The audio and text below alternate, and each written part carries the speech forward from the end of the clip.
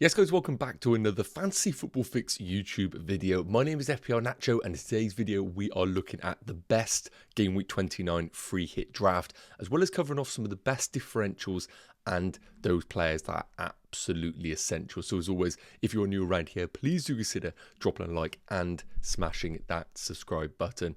Without further ado, let's get into today's video.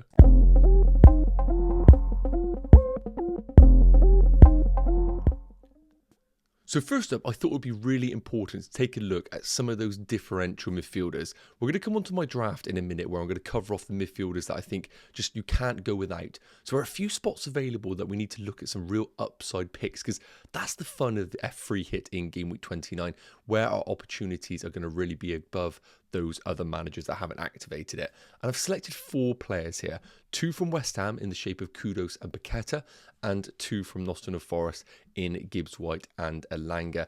And I think both of these are actually quite similar comparisons. So first up, Kudus and Paqueta.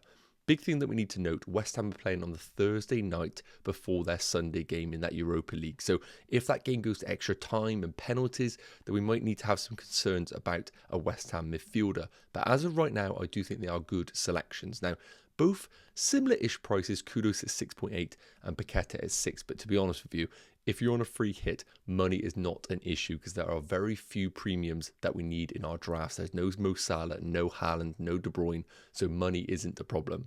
In terms of expected goals, Kudus leads the way at 0.22 per 90 compared to the 0.17 of Paqueta. And a reminder, Paqueta is on penalties in this West Ham team. So when we take penalties out of the equation for Paqueta, his XG per 90 drops to 0.13. So the attacking numbers aren't incredible for Paqueta from a goal scoring perspective.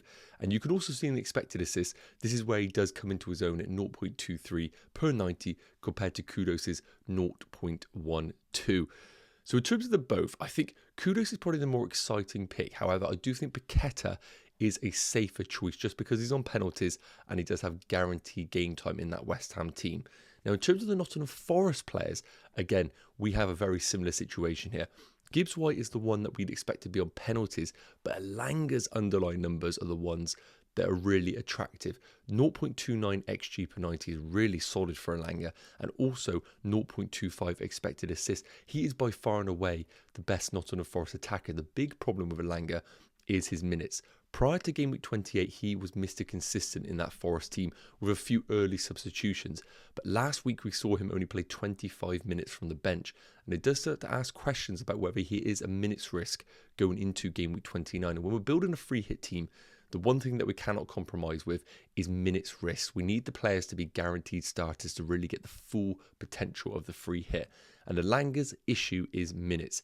If we were to know he plays 90, I would select him over Gibbs White. However, if we don't get that kind of reassurance, I do think Gibbs White is the better Nottingham Forest pick just because on penalties, guaranteed minutes. And his underlying numbers are okay, very, very similar to Paqueta's. So when we're comparing all 4 assets, if I was to select one from West Ham, I would be slightly inclined to go for Kudus. And if I was to go for Nottingham Forest, I would go for Gibbs White. If we have reassurances of Elanga be available, then I would lean towards him as the pick. So those are the Game Week 29 midfield differentials. Let me know your thoughts in the comments. Next up, we have to take a look at those forwards because there are some great differentials out there. So I think there are 3 fantastic differentials for our forward line. One of those probably argued isn't a differential because of the influx of transfers over the last week. 2 other forwards are essential, and I will come on to those in the draft. But we have Luton's Morris, Fulham's Muniz, and Burnley's Fofana, all very, very cheap, with Muniz only being 4.5 million. But as I mentioned, money is not a problem in this free hit draft. Now, in terms of XG per 90, Fofana leads the way at 0.42, but his small sample size needs to take into equation here. Similar to Muniz, Morris has played a lot more minutes than both of these players. So just take that with a pinch of salt when we are looking for Fofana. But while he has been in the Burnley team, he has been fantastic for them. 0.53 goals per 90 as well. And you can also see he hogs the big chances in that Burnley team at 0.71. I think he is a brilliant differential going into Game Week 29. The big problem with he is a Burnley player. And do we really expect much from Burnley week in, week out? Probably not. So while his numbers are good, he is playing for a team that are just really hard to trust. Now, Muniz is a really interesting one. Fulham themselves have been fantastic over the last month or so with good underlying numbers and good results. And I think we can actually confidently back this Fulham attack, even though they are up against Spurs. 0.38 XG per 90 is really solid. And also his big chances at 0.41. I think he's a decent option for this game week. You can also see his FPL points per 90 at 5.78 is really, really good. Once again, I think his minutes are pretty good, similar to that of Fofana's. I know Bro had come on, but it wasn't in place of Muniz. The only problem is, it's against probably one of the toughest teams in Game Week 29. Do you want to put a forward who's going to be up against Romero and Van der Ven? It doesn't feel as enticing. So therefore, by default, even though he is going to be in a lot of FPL managers' teams, I do think Colton Morris does just make a lot of sense. Yes, his underlying numbers aren't as good as the other two. However, we know we're getting guaranteed game time, and importantly, he is the penalty taker in this Luton team. And I would argue they probably have the best fixture at home against Nottingham Forest. You can see that with the predicted points. He is top. And I think sometimes when you're playing your free hit, you want to have those differentials, but sometimes you need to hedge players against the rest of the community. And I know for a fact that those that are not free hitting in 29 will definitely have Colton Morris in their teams. And I just think he is a good option. So for that reason, I do think Muniz and Fofana are great differentials, but I just think Morris makes a lot of sense for FPL teams being on penalties. Let me know your thoughts in the comments. I'll be really interested to know if you're tempted by any other forward. Let's move on to my draft. Okay, so moving into my draft, I've gone for a 3-4-3 formation because I do think that is the way to get the best out of all of the options in the game. Now, looking at my goalkeeper, we're currently on for Flecken. To be honest with you, looking at the fixtures in Game Week 29, I do not think there are any clean sheets in this week. So I'm just picking one that I think has the potential to accumulate saves and maybe the rare clean sheet. And also it's worth noting what I've gone for in this free hit. I think if you're in a free hit, you should double down on defence. You should have the goalkeeper and a defender from the same team, because if you do get that clean sheet, you are winning with that free hit, and that will automatically be a green arrow. So we've gone for Flecken in goal, and in defence, we have gone for Reguilon as a double up. Now, if he is ruled out, I do think Rosselev is also a good option in that right wing back role as a replacement, but we do need to monitor the situation with Reguilon. He is the best defender at Brentford if he is confirmed fit. Doughty, I think, is one of those essential players that I discussed earlier. Great fixture, great underlying numbers. Even though I don't think Luton will keep a clean sheet, I just think he is a great attacking option. And I've also gone for Pedro Porro. Now, there is a debate to go for triple Spurs attack. But while we have Maddison and Son with guaranteed minutes, I don't have the same confidence with the likes of Werner, Brennan Johnson, and Kulusevski just doesn't really excite me as an FPL option. So I'm currently leaning towards Pedro Porro. However, I do think there is an argument that Romero is also a consideration. Fantastic on the bonus points. He could also be a great differential in your teams, but we're currently going for Pedro Porro as a Spurs defender. Now, moving into the midfielders, we discussed essentials. We've got Son, we've got Maddison, and I'm putting Bowen as an essential as well. First up on the Spurs double up, I just don't think you need to overthink it. Son is one of the best value players while he's playing as a number 9 up against this Fulham team. And Maddison, get this, has returned in every single away game this season. That for me is enough to put him in the team.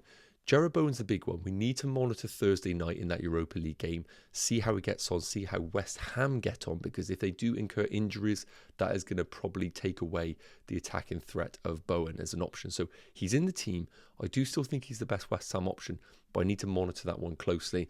And last up, controversially, I've currently got Elanga in the team. Once again, I do want to see a little bit from West Ham to see whether he can bring in a likes of a Paqueta or a Kudos, because I think I will naturally go that direction. But as of right now, just based on the numbers, I really do think Elanga is the high ceiling pick. But we know that we are taking a risk with those minutes. Now, as you noticed, no discussion with Aston Villa midfielders, but I'm not really that excited by them going into this week.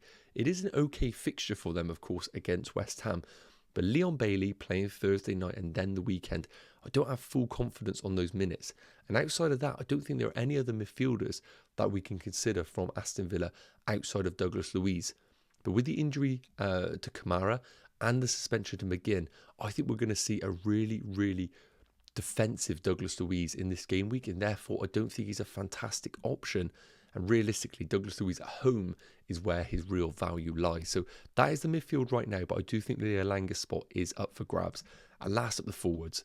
I think this is going to be pretty template. Tony, Watkins are just absolutely essential in anybody that is going for a free hit.